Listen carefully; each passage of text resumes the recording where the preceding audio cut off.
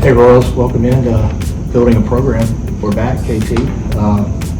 Second week down, big matches, Lynchburg and Eastern Mennonite. We talked last week, the challenge you guys faced going in there and coming out 1-1. I know you couldn't be happier, and you always want to win both, but I know one of the things you were looking at is get in there and taking that first one against Lynchburg. Talk about the play of the guys that game. Yeah, absolutely. We were pretty happy that we came out with a split. Of course, like you said, we would love to get both of them.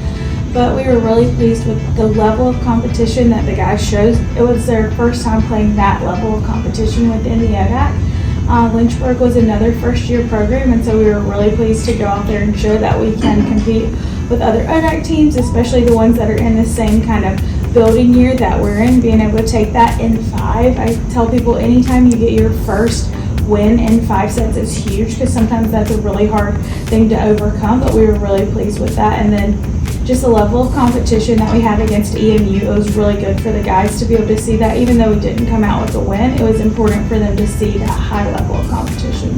Let me go back to what you said about the 5-setter, because you guys were actually down 2-1 and had to pull off that 4th-set win just to get into that 5th one. You never know how they're going to respond, especially they hadn't lost a set this season. So did you have to say anything, or they just went out there with your upperclassmen leadership and just kept playing their game to get that 4th set? Yeah, that's a big thing that we focused on, is just playing our game and controlling what we can control on our side of the court, because, they're definitely in men's volleyball, there's a lot more chirping, there's a lot more, people saying stuff from the other benches and stuff like that. So going in, we told them not to worry about what was going on the other side of the court, just maintain their integrity and play the style of volleyball that we want to play. And that's what they inevitably ended up doing. When you faced a good Eastern Mennonite team, you did lose 3-0, but if you watch it though, there are a lot of good things that happened. You guys hung in there with them, played with them, and I think they're showing that they can play with anybody in the country, playing a lot of ODAC schools, which is a very popular conference here in the state of Virginia. They talk about how they can grow from that loss.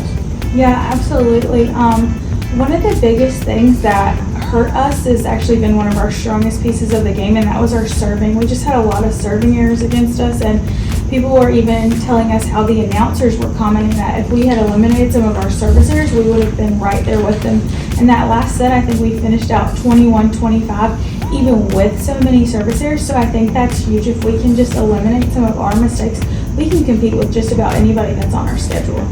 All right, so now this week, got another ODAC school on the road to Lynchburg to play Randolph.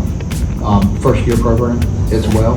What are your expectations going to that? How do your first-year program? You probably got a little bit of film on them, but how do you go about getting planning for that? Yeah, absolutely.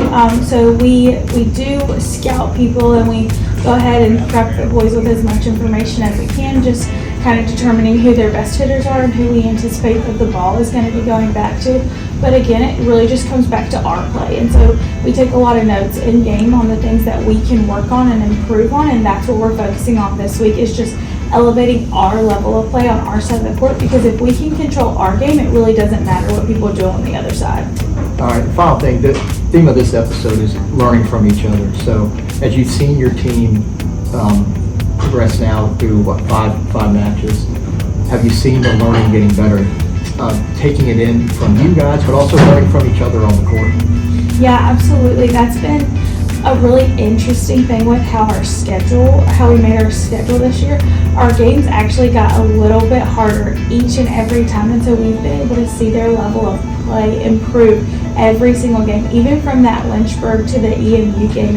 And I think the camaraderie that they have and their competition that we're starting to see in the gym, they're really pushing each other, and they talk a little bit of smack, but it's really healthy, and they're really motivating each other to get better and to push to a really high level.